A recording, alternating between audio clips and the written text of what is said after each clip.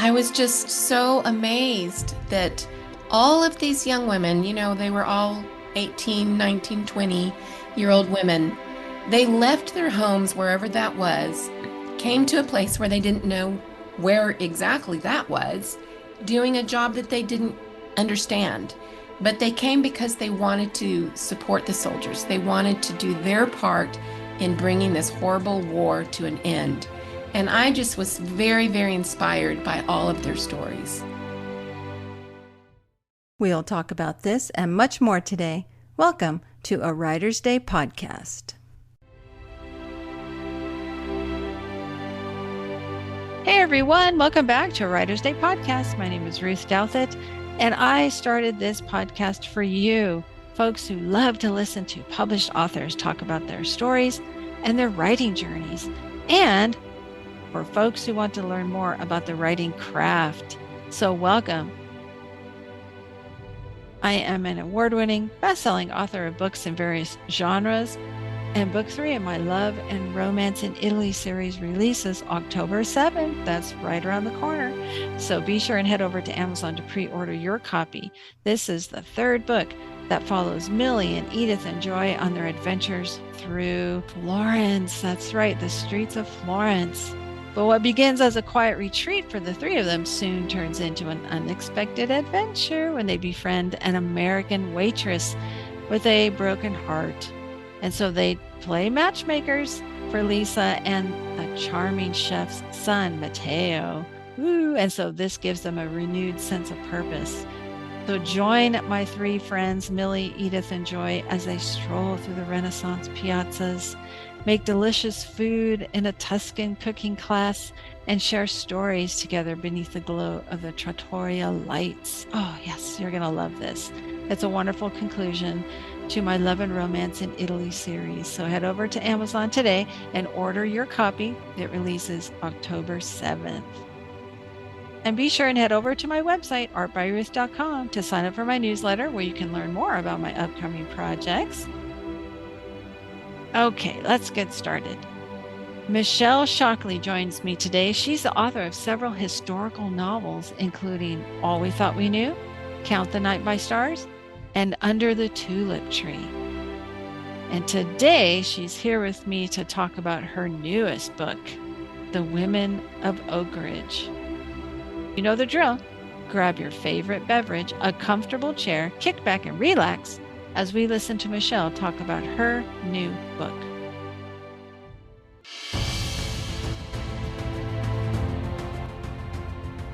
Hey everyone, welcome back.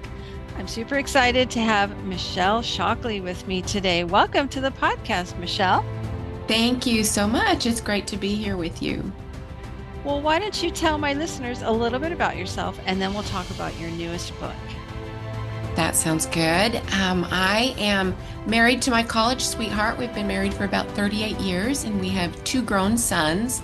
And both of them got married last year, back-to-back weddings, which was really fun. And so now we're just very patiently waiting for the call that tells us we're going to be grandparents. But my husband and I get to work together. We are estate caretakers, which means we live and work on a large, beautiful property and take care of things. And we've been doing that for about 15 years now, and we absolutely love it. Ooh, wow. What part of the country? We are just outside of Nashville. Oh, okay. Nice. Oh, it must be beautiful property. It truly is. 250 acres of the most gorgeous thing I've ever seen. Wow. How did you get into that? When our youngest son graduated from high school and they were both off to college, my husband had been commuting we lived in Texas at the time, and he was commuting into Austin, and I never saw him. And so I had the wild idea that we could find a job that we could do together. And of course, he laughed at me. But I searched it out, and I discovered there are actually a lot of jobs for couples, and one of them is estate caretakers. And we landed a ranch in Texas and did that for 5 years before we moved to Tennessee. That is fascinating. I have never met someone who does that. That's what I You're love not. about this. That's what I love about this podcast. I get to meet Mhm. people of all kinds. You're not alone. Just about everybody I meet says that. So what is it that you have to do? Like the land, take care of the land or any animals? We thankfully work on a property that has other employees. So my husband is kind of overseer over it Oh, all. And okay. then I help with the family needs. And then we have cattle, we have horses, we have a pond with pond things and just Hmm. lots of critters. But thankfully there are other people who tend to them. Okay, yeah. I'm kind of getting an idea now of what it's like in my mind. Mhm. Well, so did you always want to be a writer your whole life or? I did not dream of being a writer when I was a child. I loved reading, I loved writing, but it didn't occur to me that I could combine those things and become an author. And it really wasn't until I was in my late 20s that the writing bug bit me. I started to have a story that in my mind that just wouldn't let me go. But I was a young wife and then we had the boys, and so writing didn't really start until my kids were in school. And so it took a long time because I didn't know how to write a book. I just knew that I had stories I wanted to tell. So I had a lot of learning to do. Yeah. Did you have like a teacher who inspired you, or was it just you inspiring yourself or? No, I think really I can think back all the way to about when I was 9 years old, and my mom, who was a school teacher, Mm. read, it was one summer that she read the book Little Women by Louisa May Alcott to my sister and I. And that was the first time when characters in a book really came to life in my mind. And I think that's when God planted the little seed in me that would someday flourish and grow into an author. Oh, I love that. I love how books inspire us, Hmm. those timeless classics. For me, it Yes. was Where the Red Fern Grows. Oh, I love that one That too. was the one. And then The Black Stallion. I read that one Oh, too. yeah. And I thought, if I could tell a story like that, wow. Yes. I still think that. Yeah. Well, that's wonderful. It's so nice to meet you. What a unique story. And then, so did you have some times of, rejection for your writing? Absolutely. Absolutely. And I look back on that and I'm not sorry for that at all because I really literally did not know what I was doing when I attempted to write a novel and submit it to a publisher. But I did start attending writers' conferences as time and money would allow. I was a stay-at-home Hmm. mom. We weren't wealthy, but my husband has always been very supportive and my parents were as well. So I started going to writers' conferences and slowly but surely learning. And so I would go to this conference, I would sit under all these wonderful authors who were teaching classes, go home, write a novel a year or two later, submit it, get the rejection, and start all over again. So I have written about 6 books that will never be published, but I finally landed an agent at one of those conferences and I started to sell books to publishers. So it was a long journey, maybe about 12 years of waiting. Okay.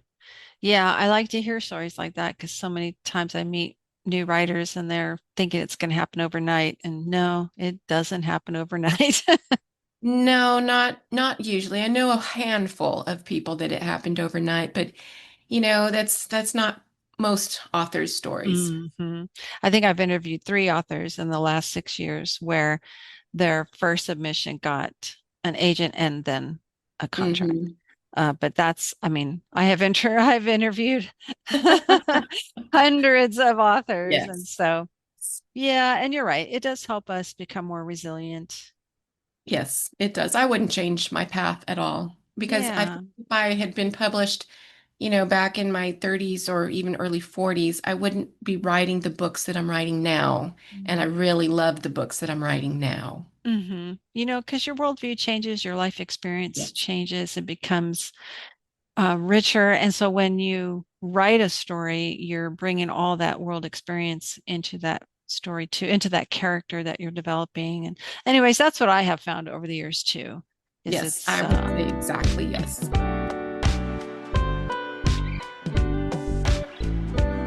well, let's talk about the women of Oak Ridge. I am a huge World War II fan. I'm sure that my listeners are rolling their eyes because I say that all the time.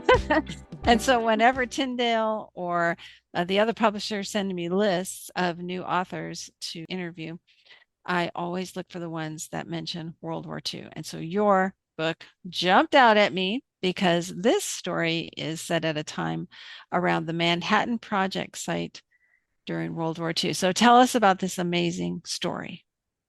I am very excited to share The Women of Oak Ridge with readers. I grew up in Santa Fe, New Mexico, with Los Alamos, just a 30-minute drive up the mountain. So I knew a lot about the atomic bomb. My dad was a World War II veteran. We had a lot of books in the house about it. And then the thing that kind of sealed my belief that I knew about the Manhattan Project was that my grandmother, my grandparents, and my mom, when she was a teenager, lived 50 miles away from where the Trinity bomb exploded in the desert of New Mexico, the test bomb. Oh, And wow. my grandmother saw the flash. And Mm. so I felt like I knew the Manhattan Project history. But when we moved to Tennessee, I started to gobble up Tennessee history and write some books about Tennessee. And I was at a book signing in East Tennessee about 3 years ago, and this lovely older woman came up to me and said, "If you're looking for a new topic for a new book, my mom worked at Oak Ridge." Well, I didn't know what she was talking about. And so I went home and I thought, well, what does this strange comment mean? And I started to dig into the history of Oak Ridge and was flabbergasted that I did not know that all the uranium for the atomic bomb that dropped on Hiroshima was processed in Oak Ridge, Tennessee. Wow. I never knew that either. I love No, learning more and more history, especially about World War II. Oh, amazing. it really is amazing. And I've met people who have grown up in Tennessee who still don't know that history. So I'm really excited to share this story and just, I know there's other books that have been written about it, but I think this is going to reach maybe some people that haven't read those books. So I'm excited about that. And Oak Ridge was a secret city, just like Los Alamos. It was kept quiet throughout the entire war. Nobody knew it existed outside of the people who were there. And so it was fun to research it. Oh, I bet. How did it influence your character development? The secrets play a huge role Mm. in May's story. Maybelle Willett is a young woman who comes from Kentucky, and she comes to work in Oak Ridge at this plant where she doesn't know what's going on. She actually doesn't even know its exact location, and she's not allowed to know. And what I read through my research was that tens of thousands of young women like May came to Oak Ridge to do that very thing. They accepted a job. They didn't know what they were going to be doing. And even by the end of the war, until the bombs fell, they still didn't know what they were doing. And so all those secrets played a big role in May's story. Mm. Okay. Strong, resilient woman. Is that what we're talking about? She could be. She could be if she wanted to be. But there's a lot going on in her life that is trying to keep her from that. So Okay. Now tell us about Laurel Willett, though. Laurel is in the 1979 story, and she is May's niece. And Laurel is definitely the strong woman. She is going for her doctorate, so she wants to write her dissertation on the people who worked in Oak Ridge and how they felt when they found out they were part of this atomic bomb that killed, 100 and something thousand people. And so, because she wants to be a psychologist. So she's going to dig out things in May that May definitely doesn't want revealed. Secrets indeed. Yes. Okay. Were specific women inspiration for you creating these fictional characters? Were there women in history or maybe in your life that inspired them?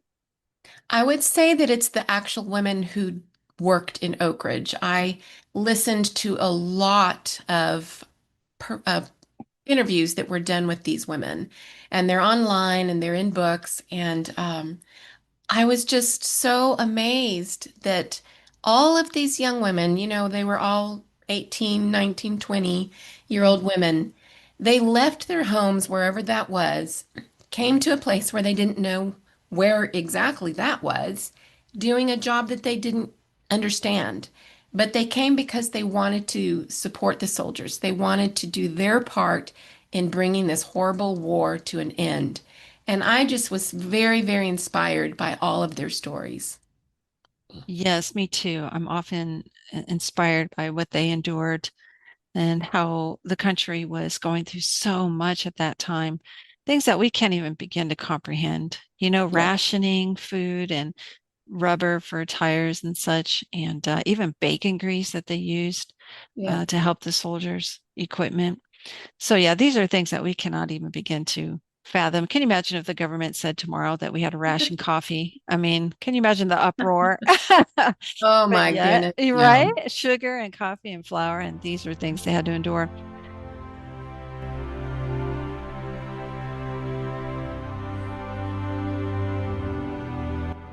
And so, what do you hope readers gain from reading the story of May and Laurel? I hope that people, as they read this story and they see what May is going through, I hope that they will look into their own lives and see that they really can overcome things. If May can overcome what I put her through, people can overcome things. And I chose the verse, John 8:36, as the theme verse, and it is the simple words of Jesus, where he says, "If the Son therefore shall make you free, you shall be free indeed." Mm. And that is a real important thing in May's life because all the stuff that she goes through, she carries with her for decades, and she can't get past some of the things that she did and saw and knew. And she needs freedom. By the end of the story, she needs freedom. Mm. Does she turn to the Lord in this story? I would say that May and Laurel already have a faith Mm. in Jesus, but I've never tried to preach at readers through my novels. I don't want to be preached at when I read a novel, but Yeah. all of my characters are going to go through a faith journey. Some are a little further along than others. Some are just very at the very beginning, and then there's others that who don't have a faith at all, usually not the main characters. But I do like characters to go through what we go through in a normal life, in a normal progression of understanding who God is and how he works in our lives.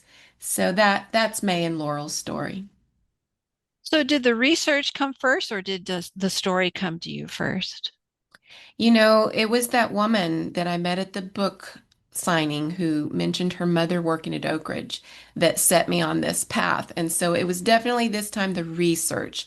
As I started to find out why this woman told me that and learned what Oak Ridge was, the part that it played in the Manhattan Project, I knew I was going to have to write a book about it. But that was about 3 years ago. So it's been 3 years of intense research and writing. Have you ever written a dual timeline before? Yes, I have four others that are dual times. Ooh, wow. Okay. So you're a veteran of that genre. I really like it. My first novel, my first foray into this was Under the Tulip Tree. And the reason I chose that was because I knew one of the characters needed to tell her story. And then I wanted it to come out, in a different way years later. And I was not at that point a fan of reading dual time stories, but as I started to write it, I became a fan. So I really enjoy it. What were the challenges you faced when writing your newest book, The Women of Oak Ridge? It was trying to keep a balance of the heaviness of what May was going through, the heaviness of all the secrets in Oak Ridge, and the heaviness of the war in general. I didn't want to, of course, we have to include all of that in the book, but I didn't want the book to be so heavy that readers, come away just bogged down in depression. So I had That's to true. I had to find ways to lighten it up.